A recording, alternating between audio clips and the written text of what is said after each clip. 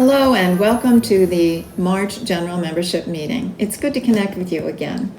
I'd like to begin by expressing my sincere thanks to Cheryl Graham for facilitating the February General Membership Meeting while I recovered from my recent surgery. I'd also like to thank the members of the Board of Directors as well as the members of the Executive Committee who participated in that meeting as well. Thanks so much for your support. I'm halfway through the recovery process and most appreciative of all of the get well wishes that I have received, wishing me better days ahead. Thank you so much for your concern and certainly for your support. I will now call the meeting to order. The minutes of the February General Membership Meeting were recently emailed to you, and since there were no objections, omissions, or corrections, these minutes stand approved. In this month's videotaped session, we have a lot of exciting news and information to share. So let's get to it. I will now turn the meeting over to Mary Gretton with the Treasurer's Report. Good morning. This is the financial report for the March 10th, 2021 General Meeting. We're still virtual, but I know there's hope we'll be able to meet again soon. The report covers the first 8 months of the fiscal year from July 1st, 2020 to February 28th, 2021. And here's a picture of our daffodils in our garden in Illinois. Here's my usual slide explaining the increase in net assets.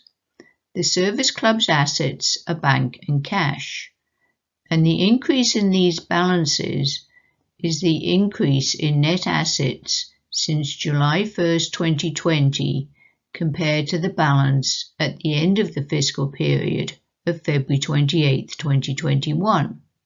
This balance was $36,711 compared to the balance at July 1st, 2020 that was $10,583, giving a net increase in assets of $26,128. Part of these funds are restricted because they're for the food drive and total $14,227. You could say the net asset increase is also the difference in the fiscal period between revenue of $110,702 and total expenses of $84,574. Again, we get to the net asset increase of $26,128. And here's the details. This month I'm just concentrating on what has changed. As you will see from the middle of the slide, total food drive monetary donations banked in February total $14,227. This total is an interim amount as more deposits were made in March. All monetary donations will be paid to the Southport Oak Island Interchurch Fellowship Food Pantry once finalized. Current monetary donations and cans collected to date are included in Lynette Lorimore's presentation. What can I say but wow! This was a wonderful and outstanding service program that would not have been possible without the generosity of both our club members and the St. James Plantation community. Also, this would not have been possible without the dedicated team of volunteers who picked up cans, counted cans, and took them to the food pantry. Revenue received from direct public support and fundraising events have also increased. Direct public support increased to $5,268. This includes a $25 increase in individual donations to $4,791 and an increase in Amazon Smile donations of $183 to $477. The $183 quarterly deposit from Amazon Smile is 5% of purchases made from October 1st to December 31st, 2020 by the club's supporters. These now total 275. Thank you for choosing to support our club. With your support, the club has received $2,127.73 since May 2015. If you have not already chosen your charity when shopping on Amazon, I encourage you to do this by going to smile.amazon.com. Net proceeds from fundraising events also increased by $300 to $58,211, thanks to the donation of an additional Light Up the Night corporate sponsorship.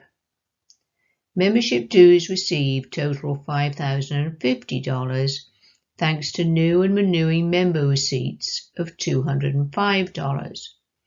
Dues are used to pay admin expenses of approximately $5,790 per year. Thank you. Nothing is possible without the club's members and the support of the St. James Plantation community. I believe brighter days are ahead with the continued distribution of the COVID-19 vaccine and more signs of spring on the way. Please be safe, be well, and email any questions or concerns to stjamessctreasurer@gmail.com. I'd love to hear from you. Hi, welcome. This is the March meeting of the St. James Service Club, and we are so glad you could join us today. This is probably my favorite time of year when everything starts to renew. We've got the trees in bloom, the flowers are coming up. Of course, you have the pollen to deal with, but then we get to spring ahead and have an extra hour of daylight. That's probably my favorite part. So I'm sure most of you enjoy it too. So today we have a very busy meeting. First off, we're going to have a highlight of Margaret Butler, who is the club secretary. For those of you that don't know Margaret, she does a wonderful job taking all the minutes from the meetings, and she's very meticulous about the work that she does. So we wanted you to get to know her better. Next is Lucy Williams, and she's going to be talking and giving testimonials from the grant recipients. They were so glad to receive their money early this year due to the circumstances and many people needing help. So she has testimonials that she would like to share with you. The next is Lynette Larimore, and she has an update on the club's food drive and how successful it was. Great job, Lynette, and your team. Next, we have Debbie Cole, and she's going to be discussing upcoming fundraisers that the club is going to have in the near future. And last is Pat Dashiell.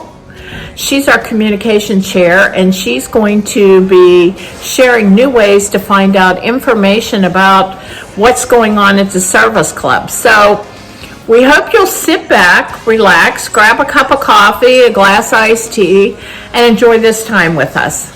Thank you so much for joining. Hi everyone, my name is Margaret Butler, and I'm secretary for Service Club this year. In that role, I attend all the official meetings, I take notes, and then I produce the minutes. As secretary, I also get to sit on the board of directors, and that allows me to participate in how the club functions as a nonprofit organization. I'm also part of the communications committee. I primarily write for print media, and since July 2019, I have written 36 articles that have appeared in the Stateport Pilot newspaper, Cattails magazine, The Link, of course, and most recently we've been given space in the St. James Living magazine, where I write a monthly column for the club. That all keeps me pretty busy. However, I still like to participate in the fundraisers and some of the service projects. So in that regard, I have volunteered to work on a jewelry show a couple of years ago, and I have been a docent for holiday home tours and did a gingerbread display with neighbors and some other members for a home tour, which was a lot of fun. And of course, I never miss an opportunity to glue heads on angels for Angel Tree Project. It's always a hilarious time, and really it's a lot more difficult than it looks. And lastly, like many of you, I've baked cookies for Holiday Festival. However, after people have tasted some of my confections, they have suggested that perhaps I should just stick with writing. When I'm not working on club business in my spare time, I like to do a little painting, and I'm hoping with the nicer weather that I can get a little more serious about my golf game and improve it. You've probably seen the bumper sticker that says, "I'm from somewhere else, but I got here as soon as I could." That's exactly how my husband and I feel about moving to St. James. And the other good decision I made was joining Service Club, not only for all the wonderful friendships that I've made and the fun that we really have, but certainly and most importantly, for the rewarding experience we all feel working together as a team for people we know who really need our help. Thank you for listening. I hope you enjoy the rest of the meeting. 5, 4, 3, 2, 1. Hello everybody, it's Lucy Williams. As you can probably surmise from my previous videos, as well as this one, making videos is not my favorite thing to do. So luckily I have a great team that I work with, and so they have tried to help me this time by helping with wardrobe and makeup. So I hope that you appreciate the new me. Today I'd like to share some of the thank yous that we have gotten for the grant money that we gave out last month. As I've mentioned previously, we decided to go ahead and try to get what funds we had raised into the hands of the nonprofits who are hurting so much. So we went ahead and did a distribution instead of waiting till the end of the year like we normally do. First, the letter I'd like to share with you is from Carmen Smith, who's Executive Director at Hope Harbor Home, which takes care of victims of domestic violence. She said in 2019 and 20, we provided more than 1,880 nights of shelter to more than 150 women and children. Our shelter has 15 adult beds and 5 cribs. We provide advocacy services to more than 1,000 victims and prevention education to more than 6,800. These are victims of domestic violence for whom New Hope Harbor has been a beacon of hope for more than 30 years. In a perfect world, people would not beat those who they claim to love. In a perfect world, no precious child would be subjected to the lasting trauma and sorrow of growing up in a violent home. In this imperfect world, we treasure your continued commitment to our mission, and it is a blessing to have you there as a supporter. And as you can imagine, with COVID and the hurricanes, the numbers concerned with domestic violence have really shot up. So glad we could help them out. The next one that I'd like to share with you is from the Brunswick Family Assistance, and they act as kind of a central group to help with a lot of different things. They do food, they pay electric bills for people who are in crisis. So we had a nice note from Stephanie Bowen, who's their executive director.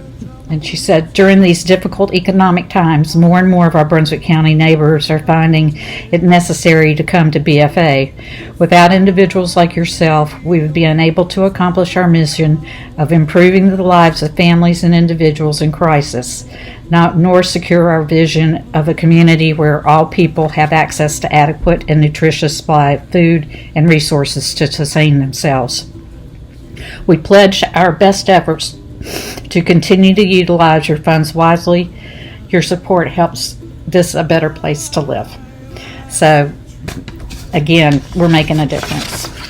And the last one that I wanted to share with you is from the Boys and Girls Home at Lake Waccamaw. And I mentioned last time that I sent out a note to the various nonprofits that have been identified as our grant recipients, and received information back from them. And one of the ones that was kind of not what I was expecting, but it's a good thing, was from the Boys and Girls Home.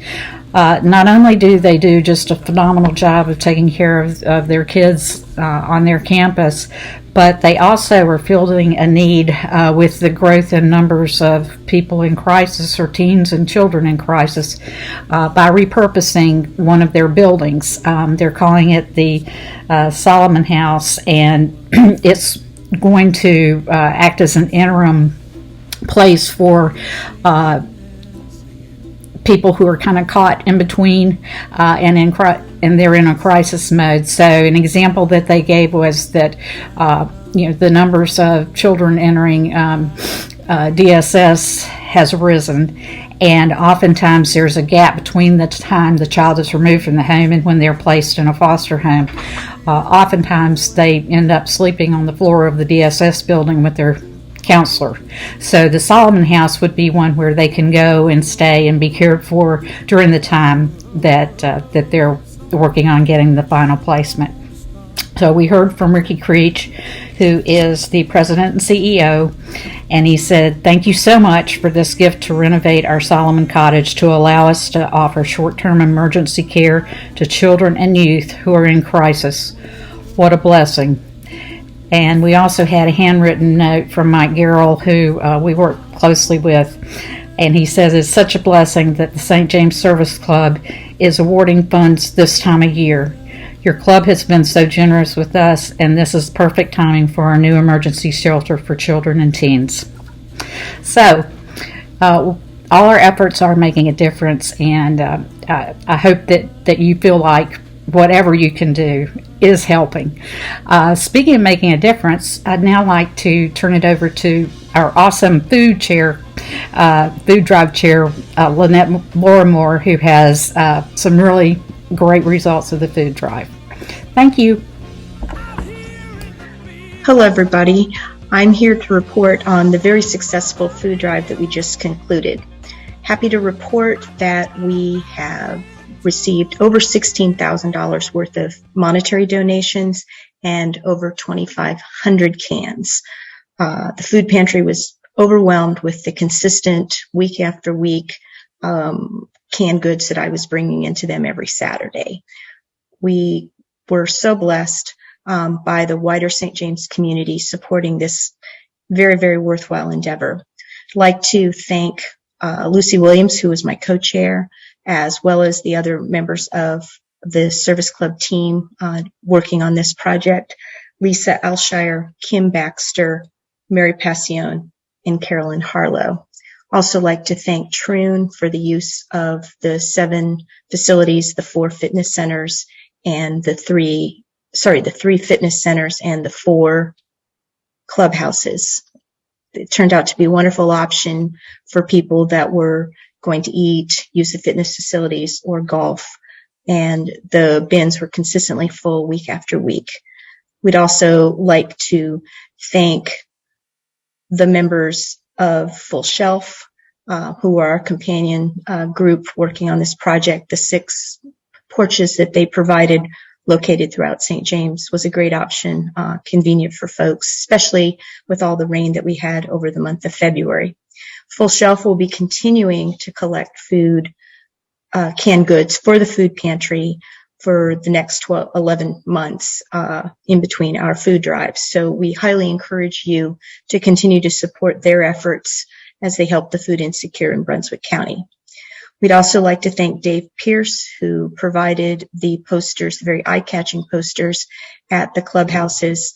We think that really provided a great visual of our efforts and a good reminder for folks as they were entering those facilities. And finally, I'd like to thank the Service Club communications team who made sure and get the publicity out so that the wider St. James community was aware of our efforts. Again, it was an extremely successful project, and we look forward to all the good that the money and canned goods will do for those folks in Brunswick County who really need our assistance. Thank you. Hi, everyone. I hope you're having a great day. I'd like to give you just a quick update on an upcoming fundraiser that we will be sponsoring. We will be having a raffle for a dinner for 8 at the Reserve Club. This will be in conjunction with Troon Management. Please keep an eye out for upcoming information on raffle dates and details. Thanks so much. Hello, and thank you for watching our online meeting. Until we can once again hold these meetings in person, the Service Club's Executive Committee hopes you find our videoed monthly meetings informative and fun to watch. Starting in March, we will post a link to these meetings in What's Up St. James so that all St. James property owners may see what your Service Club is doing to further help our Brunswick County residents in need. Please tell your friends about this way of staying in touch and encourage others to join our Service Club. If you would like to look back on previous videoed meetings, just sign into the Service Club's website, then click on the Members Portal in the upper portion to access these videos as well as other informative topics. Thanks again, and thank you for being a part of the St. James Service Club. As you have learned from Lynette's presentation, the February food drive was extraordinary. And as noted on our webpage, there isn't a better word to describe the generosity of the St. James community. I want to extend a very sincere thank you to Lynette, Lucy, and Sherry for their collaborative efforts to chair the service project. Through the generosity of the membership and the St. James community, we are able to help Brunswick County residents who are food insecure. Thank you so much for your generous support. I'd also like to thank the members of the Executive Committee who participated in this month's video meeting. Each of us tapes our own individual segment. Sometimes it takes more than one try, and more often than not, several tries. Right now, I'm on my third try.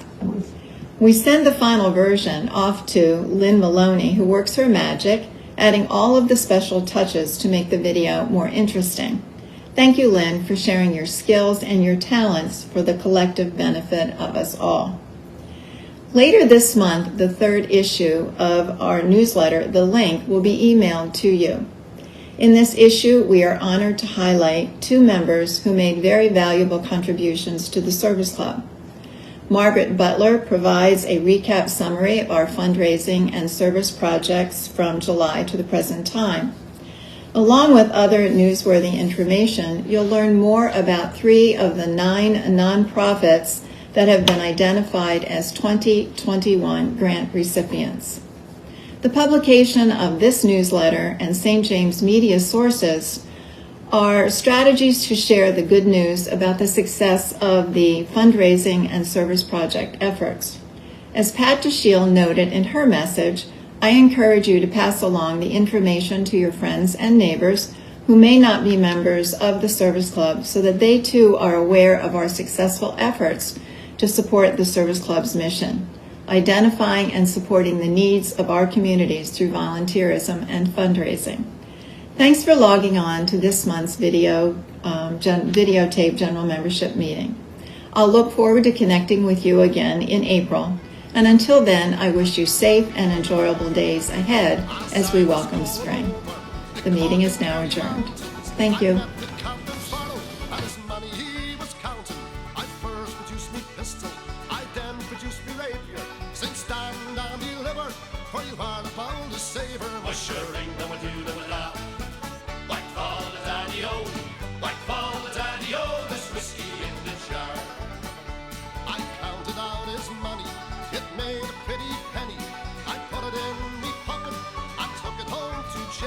She sighed and she swore she never would deceive me, but the devil will take